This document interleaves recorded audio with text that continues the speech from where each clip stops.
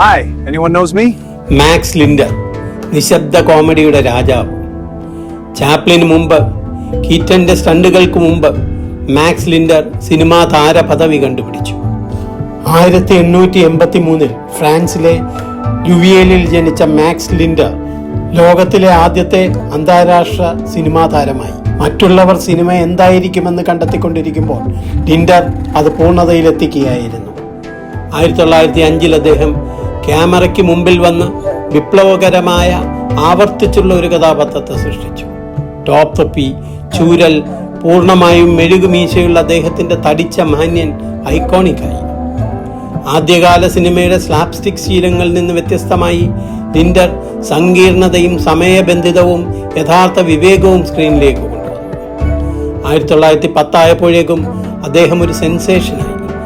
Max takes tonics, Max and his mother in law, Max victory of Quinquina തുടങ്ങിയ അദ്ദേഹത്തിന്റെ സിനിമകൾ യൂറോപ്പിലും അമേരിക്കയിലുടനീളവും പ്രേക്ഷകരെ അലറിച്ചിരിപ്പിച്ചു.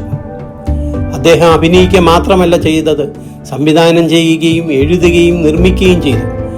ഇത് അദ്ദേഹത്തിന് സിനിമയുടെ യഥാർത്ഥ രചയിതാവാണ്.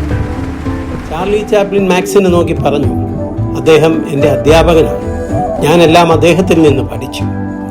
അദ്ദേഹത്തിൻ്റെ ഏറ്റവും പ്രശസ്തമായ സിനിമകൾ Max take tonics, 7 Years Bad Luck, Max and the statue ഇവ കോമഡിയുടെ ഇതിഹാസങ്ങളാണ്. 1925 വിഷാദം, യുദ്ധാഘാതം, വ്യക്തിപരമായ വിഷയങ്ങൾ എന്നിവയാൽ ചെറുപ്പത്തിൽ തന്നെ അദ്ദേഹം മരിച്ചു. ഇന്ന് ആളുകൾ ചാപ്ലിനെ ഓർക്കുന്നു, അവർ കീറ്റനെ ഓർക്കുന്നു. പക്ഷെ മാക്സ് ലിൻഡർ എല്ലാം ആരംഭിച്ച മനുഷ്യനെ മറന്നുപോയി. ഇതാണ് അദ്ദേഹത്തിൻ്റെ കഥ. കോമഡിയുടെ യഥാർത്ഥ രാജാവ്. സിനിമകൾക്കൊരാളെ ഒരു സൂപ്പർ സ്റ്റാർ ആക്കാൻ കഴിയുമെന്ന് തെളിയിച്ച മാക്സ് ലിൻഡർ മറവിയുടെ കയങ്ങളിൽ മൂടിപ്പോയി.